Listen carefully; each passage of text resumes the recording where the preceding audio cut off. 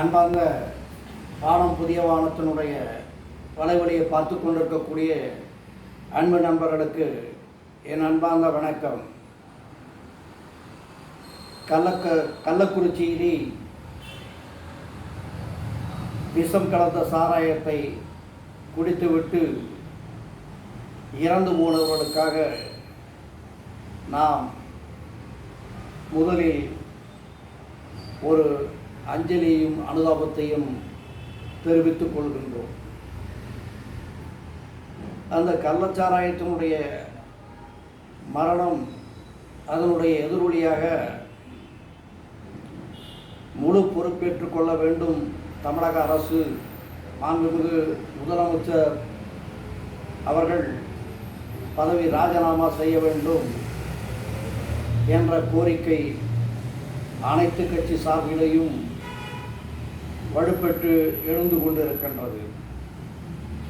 2 நாட்களுக்கு முன்பு தமிழக சட்டமன்ற கூட்டம் துவங்கியது. அதிலே அந்த கூட்டத்தின் துவக்கத்திலேயே கேள்வி நேரம் ஒதுக்கி வைக்கப்பட்டு கள்ளக்குறிச்சியினுடைய விஷச்சாராயங்கள் மரணம் 52 பேருக்கு மேல் இறந்திருக்கின்றார்கள். அங்கே மருத்துவமனையிலே உயிருக்கு ஊசலாடி கொண்டு இன்னும் 170க்கும் மேற்பட்ட நபர்கள் மருத்துவ சிகிச்சை எடுத்து கொண்டிருக்கின்றார்கள். அது எப்படி நடந்தது? எங்கிருந்து அவர்களுக்கு அந்த விஷச்சாராயம் வந்தது? யார் யார் அதை விற்றார்கள்? அதில் சம்பந்தப்பட்ட நபர்கள் யார் யார்? அதற்கு தீர்வு என்ன? அதற்கு விசாரணை எப்படி என்றெல்லாம் விவாதங்கள் நடத்தி முடிவு செய்யப்பட வேண்டும் என்று அனைத்து இந்திய அண்ணா திராவிட முன்னேற்ற கழகத்தின் சார்பிலும் அதன் கூட்டணியின் கட்சியினுடைய சார்பிலேயும் அங்கே கோரிக்கை வைக்கப்பட்டது. சபாநாயகர் கேள்வி நேரம் முடிந்த பின்பு அதை பற்றி பேசலாம் என்று சொன்னார்.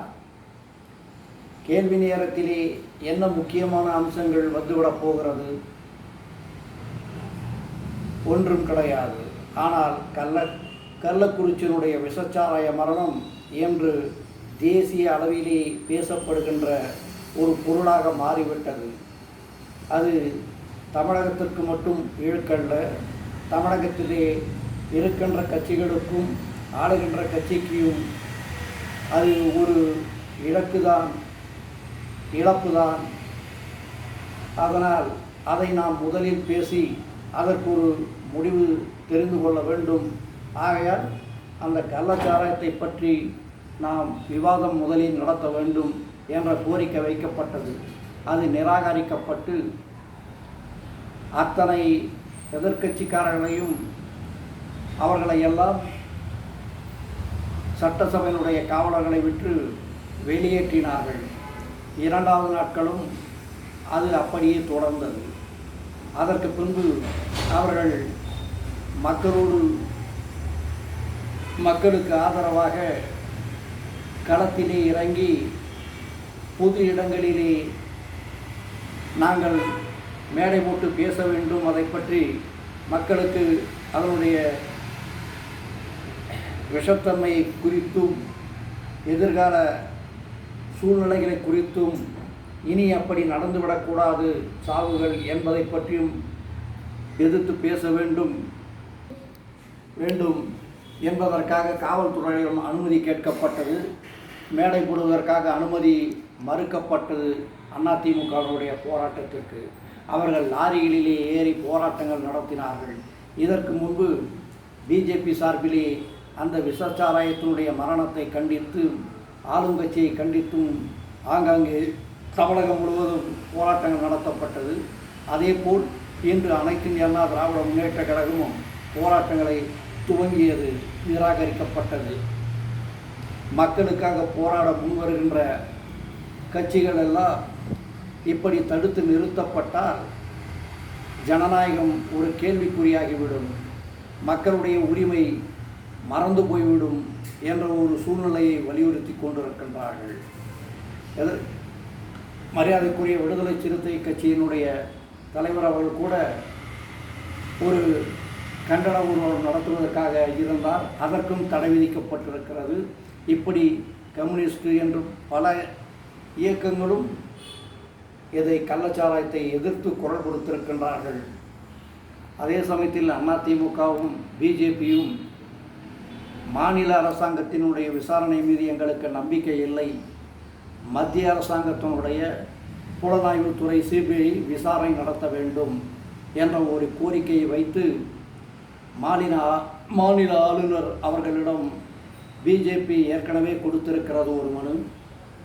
நாளையோ நாளை மறுதினமோ அனைத்து இந்திய அண்ணா திராவிட முன்னேற்ற கழகத்தினுடைய தலைவர்கள் இணைந்து கவர்னரிடம் ஒரு மனு கொடுக்கப் போகின்றார்கள்.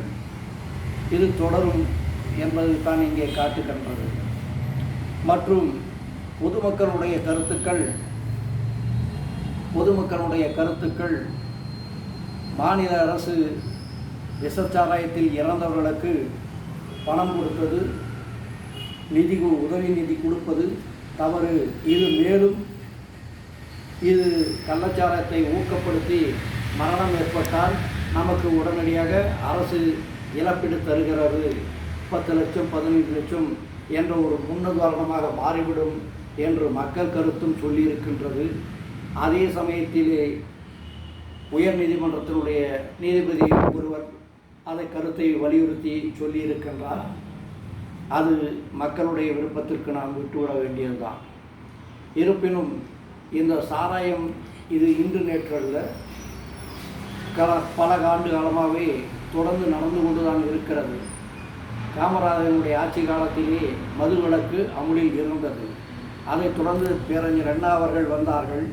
அப்போது ஐநாவரத்திலே 40 கள்ளச்சாராய மரணங்கள் ஏற்பட்டது. அப்போது பத்திரிகையாளர்கள் கேட்கின்ற போது அவர் இந்த கள்ளச்சாராயத்தினுடைய மரணத்தின் காரணமாக மதுவிலக்கு தடை செய்யப்படுமா, மதுவை கொண்டு வருவீர்களா என்று கேட்டதற்கு அது குஷ்டரோகியின் கையிலே இருக்கக்கூடிய வெண்ணெய் போல் அதில் வரக்கூடிய வருமானம் என்று ஒரு முற்றுப்புள்ளி வைத்தார். அதேபோல் பெரியார் திராவிட கழகத்தினுடைய தந்தை பெரியார் அவர்கள் கல்லுண்ணாமை எனும் காந்தியினுடைய கொள்கையை ஏற்றுக்கொண்டு தன்னுடைய தோட்டத்திலே இருக்கக்கூடிய 500க்கும் 1000 இருக்கும் தென்னை மரங்களெல்லாம் வெட்டி அந்த கல்லுண்ணாமை கோரிக்கைக்கு வலு சேர்த்தார். அப்படிப்பட்ட இயக்கங்கள் தான் கடந்த 50-60 ஆண்டு காலமாக தமிழகத்தை ஆண்டு கொண்டிருக்கிறது. 1971-72 துவக்கப்பட்ட கல் சாராயம் படிப்படியாக வளர்ந்து மதுக்கடைகளாக மாறி இன்றைக்கு அரசாங்கமே நடத்தக்கூடிய அளவிற்கு மது மக்களுக்கு சென்று ஆட்கொண்டு விட்டது. இன்றைக்கு இளைஞர்கள் எல்லாம் நாடி நரம்புகள் தளர்ந்து போய் தன்னுடைய இல்லற வாழ்க்கைகளெல்லாம் இழந்து போகக்கூடிய ஒரு சூழ்நிலைக்கு தள்ளப்பட்டு விட்டார்கள். உழைப்பதற்கு தெம்பு இல்லாமல் போய்விட்டார்கள் என்ற குற்றச்சாட்டுகள் அடுக்கடுக்காக இருந்து கொண்டிருக்கிறது. இதற்கு தீர்வு என்ன? மதுவிலக்கு கொண்டு வர வேண்டும் என்று எந்த கட்சியும் இன்னும் வலியுறுத்தவில்லை, அதை கோரிக்கையாக வைக்கவில்லை. ஏதோ சில சின்ன சின்ன கட்சிகள், சமூக அமைப்புகள் அப்படிப்பட்ட ஒரு கோரிக்கைகளை வைத்து கொண்டிருக்கின்றார்கள். ஏன் கொண்டு வர முடியும், ஆனால் அதற்கு நாட்கள் ஆக வேண்டும் என்பதுதான் நம்முடைய கருத்து. பான்பராக், குட்கா, புகையிலை போன்றவைகளெல்லாம் அரசு தடை செய்தது. மறைமுகமாக அங்கங்கு நடந்து கொண்டு தான் இருக்கிறது. ஆனால் வெளிப்படைத்தன்மையாக இல்லை. கிடைக்கவில்லை என்றால் அமைதியாக இருக்கின்றார்கள். கஜா, அபீன், போதை மாத்திரைகள், போதை ஊசிகள் தடை செய்யப்பட்டது. அதுவும் வெளிப்படையாக எங்கும் கிடைக்கப்படவில்லை. எங்கோ ஒரு இடத்தில் கிடைத்து கொண்டுதான் இருக்கின்றது. ஆனால் அதை பற்றிய விழிப்புணர்வுகள் மக்களிடம் சென்று இருக்கிறது. அதிலிருந்து 100 பேர் மீளவில்லை என்றாலும் 50 பேர் மீண்டு இருக்கிறார்கள் என்று தான் சொல்ல வேண்டும். அதேபோல் மதுவிலக்கு அமலுக்கு கொண்டு வர வேண்டும் என்பதுதான் நம்முடைய கருத்தும். அதை நோக்கி தமிழக அரசு போகுமா இல்லையா என்பது நாம் மக்களிடம்தான் நாம் விட வேண்டும் அதனுடைய கருத்துக்கு என்பதை தெரிவித்து கொண்டு, ஆனால் மக்களின் நலனுக்காகவும் மக்களின் நலனுக்காகவும் எதிர்கால இளைஞர்களின் வாழ்வை நாம் கருத்தில் கொண்டும் மதுவிலக்கு கொண்டு வருவது சிறந்தது. கொண்டு வர முடியும். அரசாங்கம் முயற்சி செய்ய வேண்டும், அரசாங்கத்தில் இருப்பவர்களும் முயற்சி செய்ய வேண்டும் என்பதுதான் நம்முடைய கோரிக்கையாக இருக்கின்றது.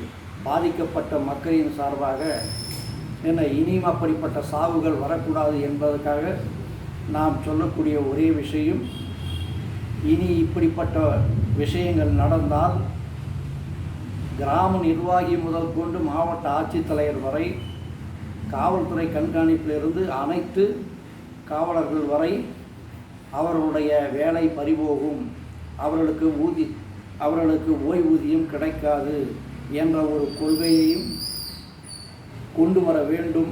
அவர்களுக்கு எந்த கட்சிக்காரர்கள் இப்படிப்பட்ட தவறுகளில் ஈடுபட்டாலும் அவளை தட்டி தூக்கி கைது செய்வதற்கான சுதந்திரம் அவர்களுக்கு வழங்கப்பட வேண்டும் காவல்துறைக்கு. அதே சமயத்தில் இப்படிப்பட்ட நிர்பந்தமும் அவர்களிடம் இருந்தால் நிச்சயமாக நீதியும் சட்டமும் ஒழுங்கும் காப்பாற்றப்படும், கள்ளச்சாராயங்களும் ஒழியும் என்பது நம்முடைய தாழ்மையான கருத்து. நன்றி, வணக்கம்.